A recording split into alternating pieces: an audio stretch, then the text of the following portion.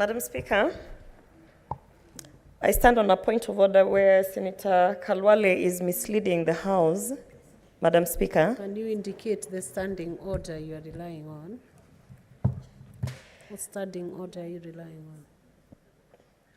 I can go by standing order 105 on responsibility for statement of fact, Madam Speaker, because we are discussing a bill on child parents, and the fact that we have under our constitution is that anyone who's below the age of 18 years is a child. And so therefore, while we are having this debate, Madam Speaker, it would be proper that all senators follow the constitution in terms of definition of a child. And a child is anyone who's below the age of 18. So I think, Madam Speaker, Senator Khalwale is misleading the House by trying to indicate that the punishments should differ depending on which community considers what age a child. A child under the Constitution of Kenya is anyone under the age of 18 years, Madam Speaker. He should retract. Well put, Madam Speaker. She could very easily have made that argument when she's making her contribution. When you're making your contribution, Senator, you'll say all those things. What I am doing, I'm speaking beyond your community. I am speaking beyond your understanding of life. I am speaking beyond your professional qualifications. And therefore, you should drink from this cup. This is reality. We have pastorates who have no idea when you... Madam Speaker. Senator Gloria, can you allow Senator Brown to finish You'll have the your response? time. You'll have your time. Thank allow you. Him to finish the response. Madam Speaker, for the comfort of this House, so that no one thinks I'm supporting this motion in the realm of theory, my classmate of Musingu High School, Form 1 to Form 4, his firstborn son in Form 2, came and befriended my brother's child in Malinya.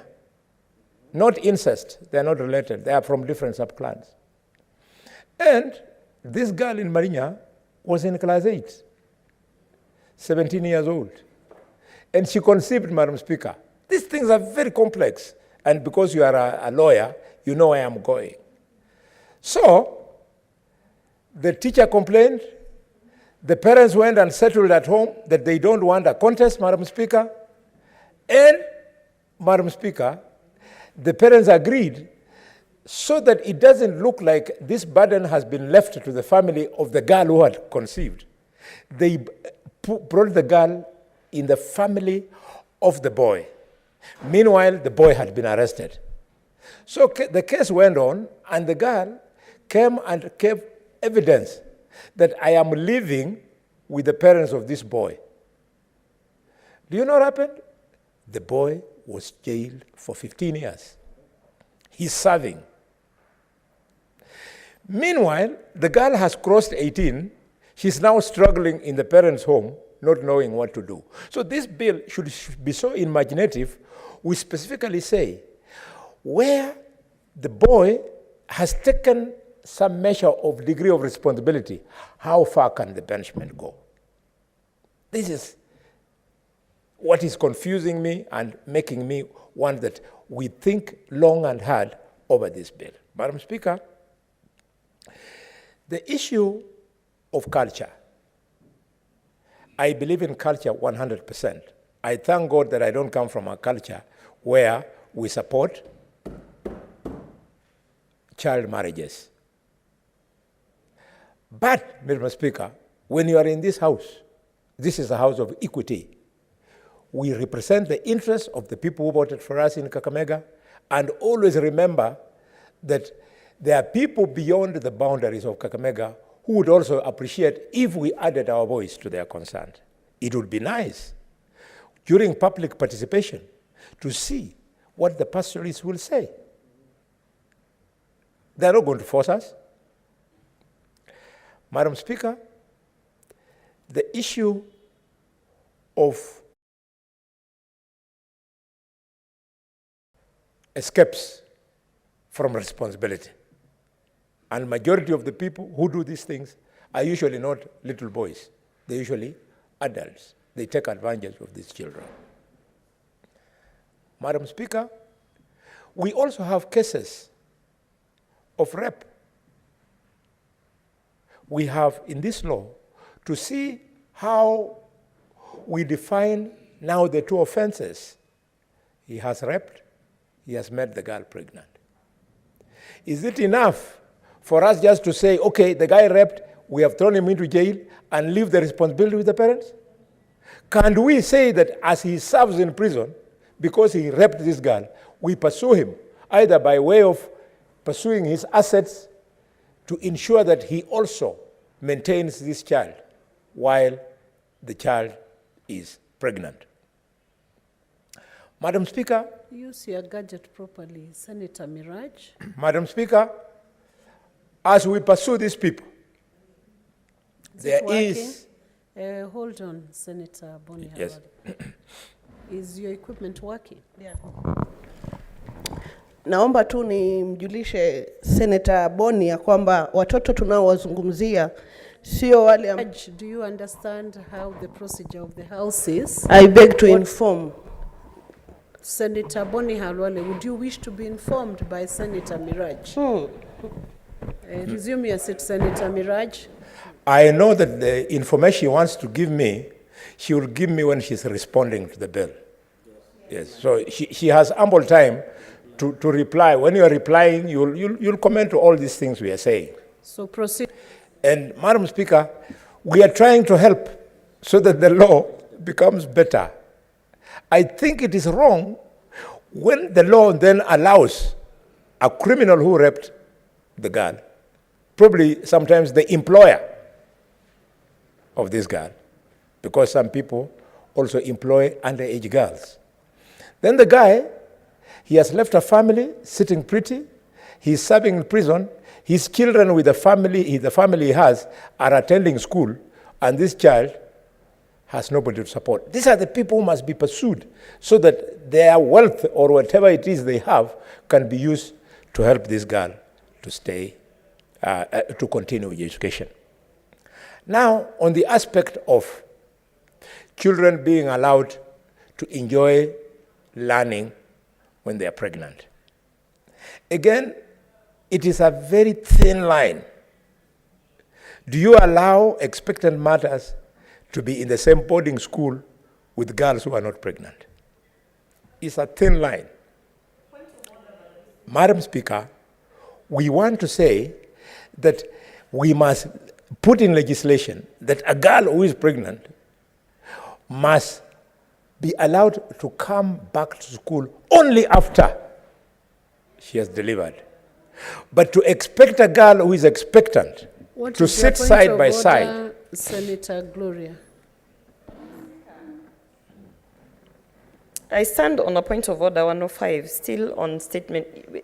Senator Khalwale is speaking outside of the existing constitution. All children are not allowed. All children have the right to education, Madam Speaker. So it is misleading to then now say they should be allowed, it's not an issue of being allowed. Under our constitution, anyone who's under the age of 18 years is a child and they have a right to education, Madam Speaker. Senator Gloria, resume your seat. I gave a direction before in this House as a chair that a senator has the freedom and is open to debate whatever he wishes to debate without interference of the flow of their thought. Senator Gloria, can you heed to what the chair is giving direction on? Senator Gloria, we gave that direction that a senator has the freedom and the liberty and the discretion to keep their line of thought. Because if you understand the procedures of this House, eventually this bill will be voted by all the senators. If a contribution from a senator is not part of the bill, unless it's introduced by way of an amendment, it will never find its way into this bill. There are many avenues for ensuring that any debate that does not meet the expected legal standard can still be put outside the making of that bill. With that, I will allow Senator Boni Khalwale to continue with his contribution towards this bill. Madam Chair, I want to congratulate you and thank you for your balanced ruling. This reminds me, Madam Speaker, the words of the people of the English language, who normally tell us that ignorance is bliss. Madam Speaker, I was speaking to the thin line, and indeed it is very thin. What do you do with this girl who is pregnant? Society wants her, the family wants her, us legislators want her to complete her education. But the principal of the school, you are now asking her to take care of a pregnant mother in the school. Would you be fair to the principal of Mukumu Girls High School that you give her extra duties of providing, beyond providing education, she should also provide antenatal care? This is why my proposal would be, in the unfortunate event that a child has conceived, let the child be relieved for the months she's expecting. Thereafter, Madam Speaker, she's free to come back to her school. What is your point of order, Senator Hamida? Speaker, I'm standing on a point of the order 41. 41. There's no quorum. 51. No, 41. Let her use the standing order she intends to I'm use. using the standing order 41, Madam Speaker, that there's no quorum. So unfortunately, Madam Speaker, I think we need to defer. Yes. Thank you.